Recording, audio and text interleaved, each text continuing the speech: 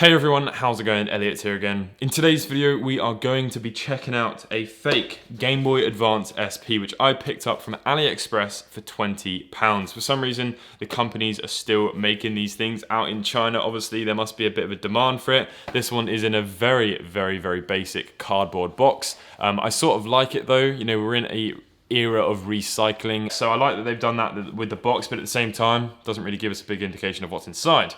So as I mentioned, companies have been doing this for quite some time, and for some reason, they're still doing it, which means this is probably going to be quite similar to all the other stuff that we've already looked at, but only time will tell. On the side of the box, it says that there is a console, a USB cable, a user manual. It has a 32-bit operating system. What is behind this sticker? I don't know. It supports TF and supports something else, which on the front it just says Game G100, and then there's nothing else at all on the box. So let's just rip it open, and there it is inside. It's just a very generic looking black Game Boy Advance. It does actually have Game Boy written on the back, which is very cheeky, but on the front it actually just says G100, and then on the inside there is no branding at all. So pretty generic looking thing. Not necessarily a bad thing. If we take out this sort of cake tray, inside is a manual, which we'll take a look at in a second, and a mini USB cable, because in China, they're still operating in the year 2004. GameKit Advance SP, 32-bit. I don't know why you'd advertise that, but good job.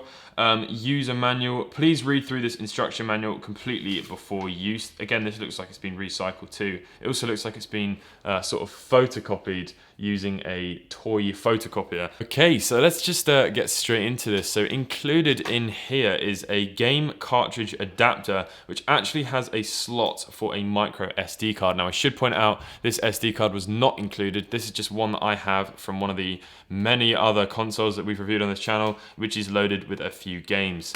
I should also point out that this does not play Game Boy Advance games. You can't just plug a Game Boy Advance game in it and then play it. So although this looks like a Game Boy Advance cartridge and that looks like a slot for a Game Boy Advance game, it's not really how that's working at all. It's just using those pin layout to read the data off of the micro SD card. In fact, if you have a look inside that, it's probably going to be quite difficult to see.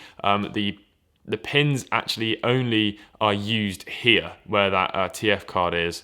The rest of these pins are redundant and there's no traces behind them. So a very clever way of making it look like this is going to play actual Game Boy Advance games, but of course it doesn't. So let's go ahead and turn it on and see what it does and what we're actually dealing with here. So the first thing we see is a Fire Emblem logo. Turns on quite quickly. There's definitely no mention of Game Boy on there though, which is probably a good idea, to be honest. So that is enough waffle about everything else. Let's just take a look at the games and how well this thing plays.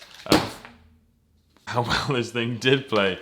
I should point out inside the manual, it says micro SD card not included, so just to be sure. And apparently it supports game types Game Boy Advance, Game Boy Color, Game Boy, Super Famicom, Sega Master System, BIN, not sure what that is, Nintendo Entertainment System, and then CPS1 and CPS2, which I just can't remember what that is off the top of my head. But I'm not really too interested in anything other than Game Boy because this thing is a Game Boy. So let's skip all of the other rubbish because realistically we don't care about everything else. But if we go into game and then arcade, which is the top option, there is actually a bunch of built-in arcade games. So here is Street Fighter. Let's just see how this plays. I imagine this is probably Neo Geo or MAME or something, I don't know, similar to one of those.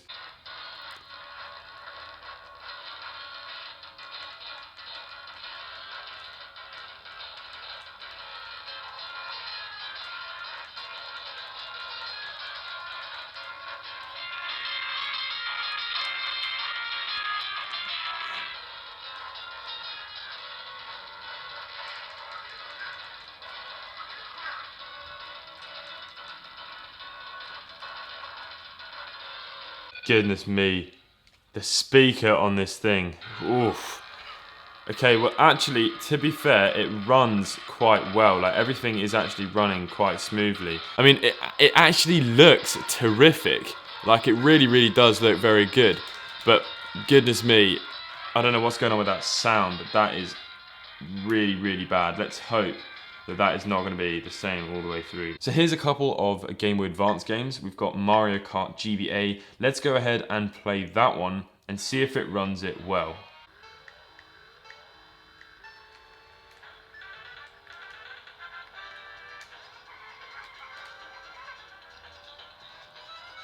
I am pleasantly surprised. When you buy these sorts of things, they are filled with other crap, which, you know, maybe one time when you're on the bus and you might be bored, or you're on a train or a plane or something, you might want to just look through all the stuff and see if you can find anything good. But generally speaking, if you buy something that looks like a Game Boy, you want it to play Game Boy games, and this one does, and it does it very, very well. It's very difficult for me to, oh god, it's very difficult for me to play this through the viewfinder like this, but I am seriously, seriously impressed by this. There's no lag, there's no sound glitches or anything like that, so pretty impressive so far. This is Metal Slug for the Game Boy Advance. It's a slightly more higher demand graphical-wise game. I don't know how to describe that. And so if this plays it quite well with no screen tear and no lag, then definitely be quite good. It looks like a 30 Hz screen, to be fair.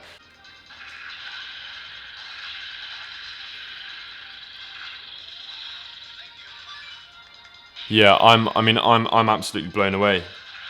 This is running so well. Game Boy Advance games, resounding success, renounding, I don't know. So obviously these are the inbuilt games, so maybe these have been sort of coded in such a way to suit the hardware. So what we shall do is go over to the file manager and take a look at the games that I've put on the SD card.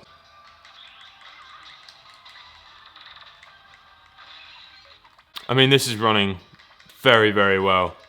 And it's also very, very comfy. You know, the BitBoy and all those other sort of things are a little bit small. This is obviously what I'm used to playing on, the actual Game Boy hardware. I mean, I imagine it's just an aftermarket sort of shell, which you could probably put on an actual Game Boy Advance SP. So very, very impressed so far. Obviously, it has got a backlit screen, unlike the Game Boy Advance AGS 001, which is the most common Game Boy Advance SP. So yeah, super impressed by that. Obviously, it runs ROMs for the Game Boy Advance very well. So it also claimed that it played Super Nintendo Entertainment System, so let's see how well it does that. Bit of a problem is obviously the Super Nintendo requires 4 action buttons, so we can't actually run right now in this game, which is a bit frustrating.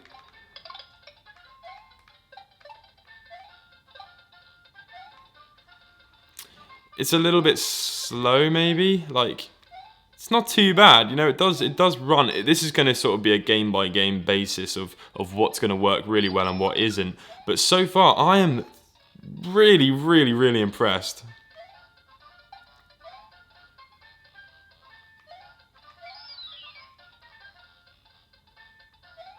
It's a bit painful not being able to run in Super Mario World, but yeah, I mean, I'm really impressed. The screen quality as well is actually sort of mind-blowing for £20. I mean, everyone was complaining about the BitBoy and the LDK, but this actually looks very, very good for £20. One last thing to try then, does it play Game Boy Color games? If it plays Game Boy Color, it's going to play Game Boy, so let's put that to the test. I have some ROMs here for the Game Boy Color. No, it does not play them. It's not recognizing that these are applications, it's just recognizing that these are files. They're in the .gb file format, which is what would be required. So yeah, not gonna work, unfortunately. Pretty impressive stuff for 20 quid. Let me know what you guys think in the comment section below. I will try and leave a link to it on Amazon and eBay should you want to pick it up. If you enjoyed the video, please leave a like. If you're new to the channel, consider subscribing. I will catch you in the next video. Peace.